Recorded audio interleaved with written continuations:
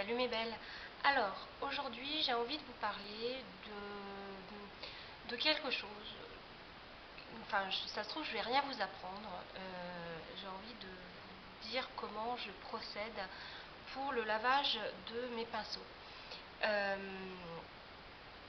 Toutes les youtubeuses, toutes les blogueuses ont forcément à un moment donné de l'existence de leur chaîne ou de leur blog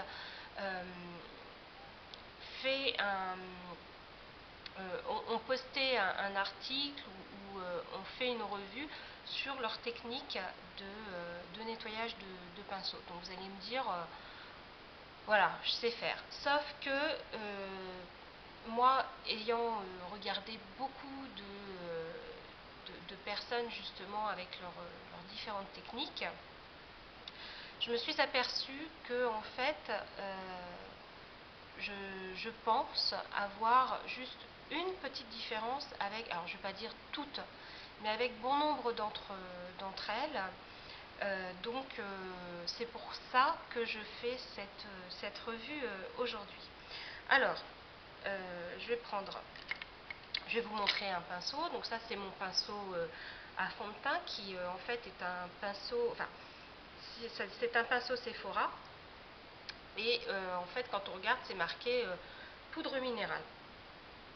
Sauf que il est excellent pour l'application du fond de teint. Donc mon pinceau est sale, a besoin d'être nettoyé. Donc pour ce faire, quand j'ai besoin de nettoyer mes pinceaux, comme vous toutes, je prends du shampoing doux. Et puis, alors, ce que je fais, c'est que je mets un petit peu de shampoing dans le creux de ma main et je nettoie mon pinceau comme ça, je fais mousser jusqu'à ce que tout le produit sorte. Et puis, je rince à l'eau claire jusqu'à ce que l'eau soit vraiment claire. Et je recommence l'opération si vraiment j'ai l'impression qu'il y a encore des pigments dans le pinceau. Donc en général, c'est ce que je fais avec les pinceaux à fond de teint qui me servent les pinceaux à blush. Donc voilà, je nettoie bien. Donc jusque là vous me direz, oui, il n'y a rien de miraculeux là-dedans. Alors le miracle entre guillemets, je dirais, vient après. Donc je prends une vieille serviette de toilette qui me sert en général pour tout un tas de choses, pour mes colorations, pour le nettoyage de mes pinceaux,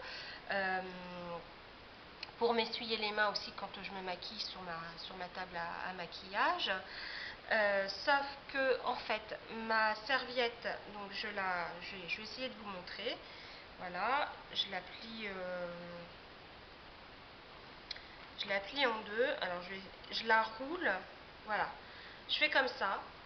Je vais essayer de vous montrer comme je peux. Et une fois que mon pinceau est bien rincé, je le laisse sécher donc sur la serviette, mais avec un petit décalage. Vous voyez, il ne sèche pas droit. Je le laisse sécher comme ça, le manche posé sur l'espèce de boudin formé en roulant la serviette. Pourquoi? Parce que je me dis que ça évite à l'eau de pénétrer vraiment à la base du pinceau et de réduire la durée de vie de mon pinceau. Parce que, alors je ne sais pas si c'est ça, hein, mais voilà, pardon. Voilà ce qui m'arrive à certains pinceaux, c'est que voilà. Alors c'est sûr que c'est pas la base là, mais vu qu'il y a le manche ici en, comment je dirais, en inox, je pense, et puis le manche ici en bois, ben, ça n'adhère plus, ça colle plus. Et ça, je pense que c'est à force de l'avoir lavé et puis laissé sécher bêtement sur le bord de mon lavabo aussi, hein, tout bêtement, donc dans une petite mare d'eau. Euh, donc voilà, donc une fois que mes pinceaux sont bien nettoyés, je les pose tous comme ça, un petit peu inclinés.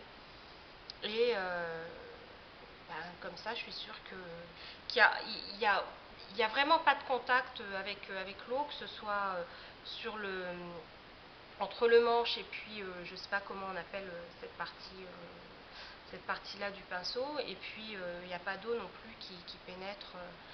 Donc voilà d'où vient ma différence. Mais écoutez, j'espère que cette technique vous sera utile peut-être pour vos prochains lavages de pinceau, et je vous dis à très bientôt pour de nouvelles vidéos. Bye bye.